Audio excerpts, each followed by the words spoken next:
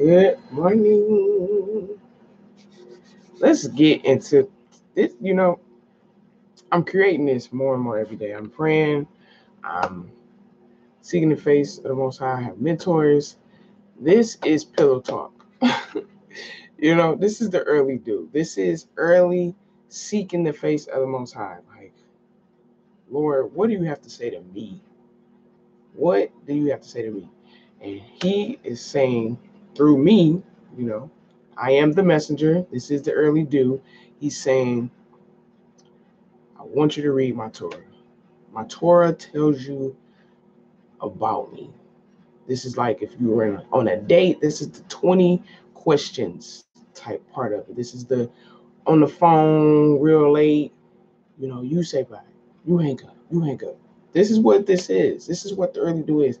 Because he comes early. He's speaking right now. He's dropping his presence, his anointing, his scent, his everything on us, just like the dew falls on the grass and on the flowers. And then what happens? That is one way of watering and making stuff stronger and better. That is what's happening. So this is the early dew, and we are still working on our camera and our lights. But we're reading Leviticus 20. I'm excited. We have 7 more chapters of Leviticus, and then we're jumping into Numbers, and then we're reading Leviticus 21. I'm so sorry. Leviticus 21, and then we're jumping into Numbers, and then we're jumping into Deuteronomy after that. And then I have a special treat once we finish the first 5 books, the next cycle. So, yes, it's going to be exciting. Leviticus chapter 21, the Lord said to Moses, speak to the priests exclusively of the high priests, the sons of Aaron, and say to them that none of them shall defile himself for the dead among his people by touching a corpse or assisting in preparing it for burial, except for his blood or kin, for his mother, his father, his son, his daughter, or his brother, and for his sister, a virgin who is near to him because she has had no husband, for he may be defiled. He shall not defile himself, being a bereaved husband, his wife not being his blood kin, or being a chief man among his people, and so profaning himself. The priests, like the other Israelite men, shall not shave the crown of their heads, or clip off the corners of their beards, or make any cuttings in their flesh. They shall be holy to their God, and not profane the name of their God. For they offer the offerings made by fire to the Lord, the bread of their God. Therefore they shall be holy.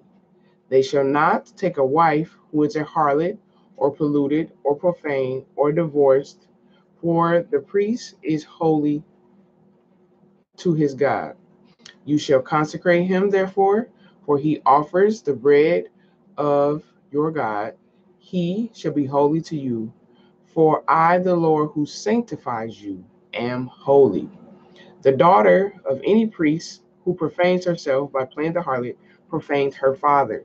She shall be burned with fire after being stoned.